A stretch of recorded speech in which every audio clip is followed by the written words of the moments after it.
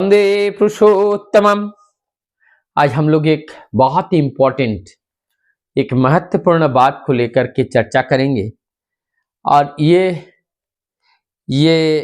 जो बात है 1952 का ही है। और कर्मी सम्मेलन में परमदयाल सिंह जी ठाकुर बोल रहे हैं। क्या बोले हैं, हम सब के लिए उन्होंने किस बात को रखी है। और ये बात जो होते हैं, ये कभी आज और काल, इसका नया और पुराना कन्वर्जन नहीं है। ये अनंत काल के लिए, क्योंकि जो ब्रह्मवेत्ता पुरुष होते हैं उनके श्रीमुख से वेद ही निर्झर झरती है। और वो वेद वाक्य जो चिर सत्य हैं, चिरंतन सत्य हैं, जो चिरंतन सत्य हैं वही वेद वाक्य होते हैं। तो उनके श्रीमुख से कौन सी वेद वाक्य निकली हैं उसको आज जानेंगे। ठाकुर जी से जब पूछा क्या गया, यहाँ पे अनेक प्रश्न कथोपकथन भक्त लोगों के द्वारा पूछा जाता है, रखा जाता है। सब ठाकुर जी सहजता के साथ उसका उत्तर भी देते हैं। फिर जो ठाकुर जी कहते हैं, दीक्षा की संख्या वृद्धि करना। ये ठाकुर जी यहाँ पे कर्मी सम्मेलन में कर्मियों के उद्देश्य में कहते हैं कि हमारी दीक्षा की संख्या को बढ़ाना है। इसका मूल उद्देश्य क्या है? क्योंकि हम क्यों ठाकुर को ग्रहण किए हैं, क्यों अपने धर्मीय जीवन हमने ग्रहण किए हैं? एक आंदोलन करने के लिए, क्योंकि हम एक सिपाही की तरह है, धर्म युद्ध करने के लिए हम आए हैं। तो यहाँ पर दीक्षा की संख्या को बढ़ाना है। इसका मतलब, क्योंकि पूरा परिवेश को ठाकुरमय बनाना है, पूरे परिवेश को आर्य सनातनी परंपरा को जीवंत करने के लिए सब अनुकरणीय अनुसरणीय बनाना है। तब ये बनाने के लिए हमें क्या करना पड़ेगा कि कोई उपदेश को ग्रहण करने वाले व्यक्ति बने। तो उपदेश ग्रहण कौन करते हैं? जो उनके फॉलोअर होते हैं, उनको ग्रहण करते हैं। तो सबसे पहले दीक्षा के माध्यम से उनको जोड़ना है और जोड़ करके इस परिवेश को इष्टमय अर्थात मंगलमय और ये ठाकुरमय वहां बनाना है। चाहे आप इसको राममय कहे, चाहे कृष्णमय कहे या प्रभुमय कहे, इन सब को जो है उस प्रभु के प्रति आकर्षण उत्पन्न करना है। और उसके लिए जरूरत होती है दीक्षा। इसलिए दीक्षा की मात्रा को वृद्धि करना है। फिर आगे कहते हैं कि हमने दीक्षा तो दिया, दीक्षा की संख्या हमें वृद्धि हुआ। आप क्या करना है, उन सब लोगों को जो भावधारा ठाकुर जी के हैं, जो चाहते हैं, उसी को हम सबको आचरण करके, जो नव आए हुए हैं, जो नव आगमनी हैं, उनके सामने हमें प्रस्तुत करना पड़ेगा। और उस प्रस्तुति के माध्यम से वो व्यक्ति हमें देख करके वो संस्कार को ग्रहण करेगा। तो इसीलिए हमें यहाँ पे क्या है कि यहाँ पर चरित्र का निर्माण करना है, आदर्श निष्ठा प्राण व्यक्तित्व के अधिकारी बनाना है। ये आदर्श निष्ठा कि हमारा जो आइडियल है, आइडियल के अनुगामी बनना, आइडियल के अनुसरण करना, आइडियल के बात को अक्षर अक्षर परिपालन करना, ये आदर्श निष्ठा है। आत्म जिज्ञासा अथत ब्रह्म जिज्ञासा। आत्म जिज्ञासा क्या है? हमारी आत्म जिज्ञासा क्या है? हमारी वास्तविक जो मूल जिज्ञासा है, कि वो मूल जिज्ञासा है, मैं कौन हूं, कहां से आया हूं और क्या करने आया हूं और कब तक मैं यहां पर रहूंगा, मेरा क्या वास्तविक कर्तव्य है। ये सारी चीज को ये आत्म जिज्ञासा के अंतर्गत है।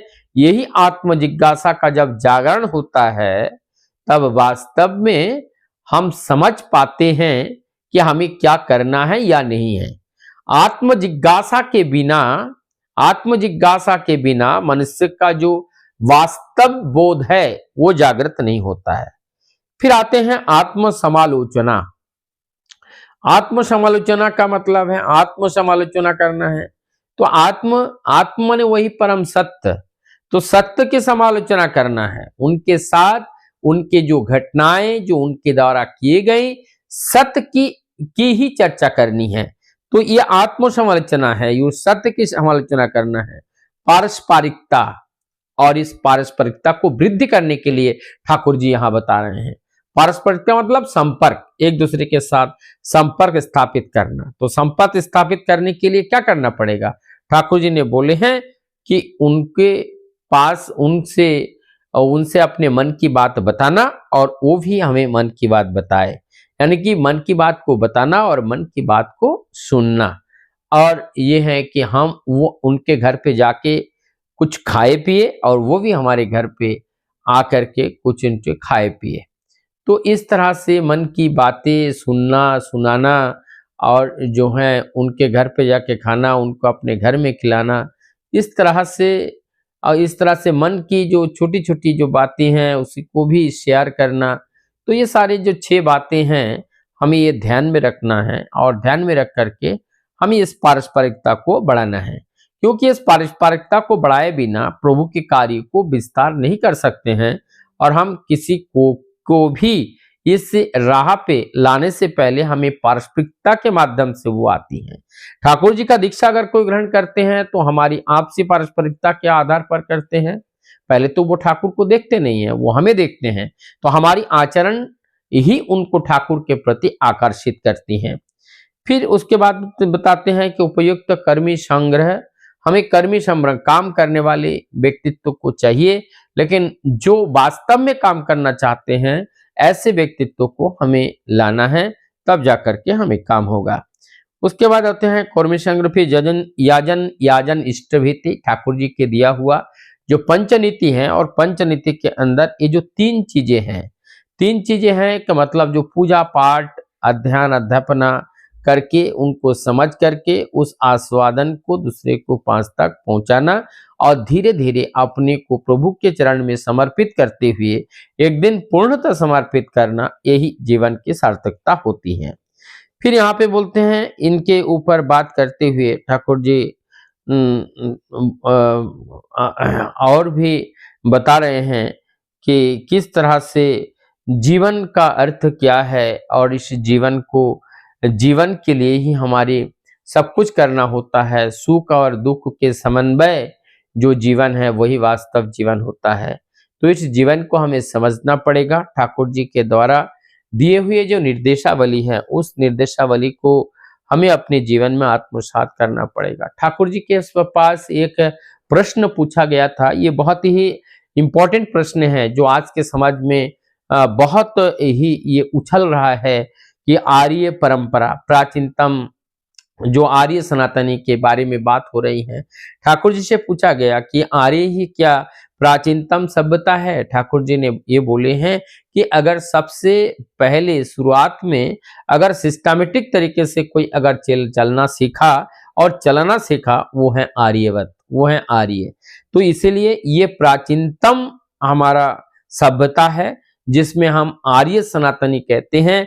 और आर्य सनातनी के अंदर सभी लोग, सभी मत, सभी मजहब आते हैं। ये आर्य सनातनी का अर्थ ही है कि बचना और बढ़ना जहां परिपूर्ण होते हैं वही वास्तव में धर्म होता है। तो इस बात की व्याख्या यहाँ पर की गई। ठाकुर जी से कुछ भक्त प्रश्न पूछते हैं, ठाकुर जी को वहां जाने पर नामकरण भी होता है। ठाकुर जी पूछेगा, ठाकुर जी आप ये नामकरण किस आधार पर करते हैं? ठाकुर जी ने कहा कि ये नामकरण इस आधार पर करते हैं कि उनके जो पूर्वजों की जो वैशिष्ट हैं वो वैशिष्ट उनके अंदर सहजता के साथ वो उतर के आए। और अभी एक प्रश्न पूछा कि हमारा मुख्य कार्य क्या है? हमारा मुख्य कार्य क्या है? हमारी मुख्य कार्य क्या होना चाहिए? इस बारे में जब ठाकुर जी से प्रश्न पूछा गया और इस मुख्य कार्य ही हमारा जीवन का मुख्य कार्य क्या है? हमारा जीवन का मुख्य कार्य क्या होते हैं? हमारे जीवन का मुख्य कार्य है कि इससे ये जीवन जिस जहां से उद्भिद है, ये जीवन जहां से उत्पन्न हुआ है, इस जीवन जहां से उत्पन्न हुआ है, वास्तव में उस तत्व को जानना, उसको समझना, यही है इस जीवन का वास्तविक उद्देश्य। और कार्य जो है वो इष्ट कर्म को ही हमें करना है। इष्ट कर्म ही हमें वास्तविक हमारा कर्म है, इसके अलावा कोई दूसरा कर्म नहीं है। और अपने आप को रक्षा करना और दूसरे को भी रक्षा करना, यह हम लोग का कार्य होते हैं। और उसके बाद जो कहते हैं कहते हैं कि हमारे अंदर जो एक उत्प्रेरक की तरह कार्य करते हैं। हम ठाकुर जी के कार्य कभी करते हैं, कभी ठाकुर जी का कार्य नहीं करते हैं, कभी मन में भावनाएं आती हैं, कभी नहीं आती हैं। तो ये वार्निंग आर्ज जो हमारे अंदर आती हैं, ठाकुर जी यहाँ कहते हैं कि केवल वार्निंग आर्ज एक बार आने से नहीं चलेगा, ये निरंतर अपने अंदर एक वार्निंग आर्ज रहनी चाहिए, इष्ट के प्रति रहना चाहिए और ये सेंटिमेंट रहने चाहिए। ठाकुर जी को प्रति ये समझना चाहिए कि वो कौन है, वो वास्तव में कौन है, वो वास्तव में हमारा प्राण है, वो वास्तव में हमारी हृदय है, वास्तव में हमारे जीवन सर्वस्व है। क्योंकि वो मूल में है, तभी जाकर के हम अपने दिनचर्या कर पा रहे हैं, जगत के सारे कार्य को कर पा रहे हैं। उनकी जो ये लीला जगत में उन्होंने सृष्टि किए हैं, निरंतर जो उनकी लीला चल रही हैं, उन लीला को उपभोग करने का सौभाग्य भी हमें प्राप्त हो रहा है। वास्तव में हम सब लोग परम सौभाग्य के भागीदारी हैं, क्योंकि उस परम पिता का जो दिव्य लीला है, उस लीला को दर्शन करने का सौभाग्य हम लोगों को हो रहा है। प्रभु की दया से हमें आँख और दृष्टि भी हमें मिली है, जिससे हम इस सुंदर दुनिया का जो आनंद है उसको उपभोग कर पा रहे हैं। वंदे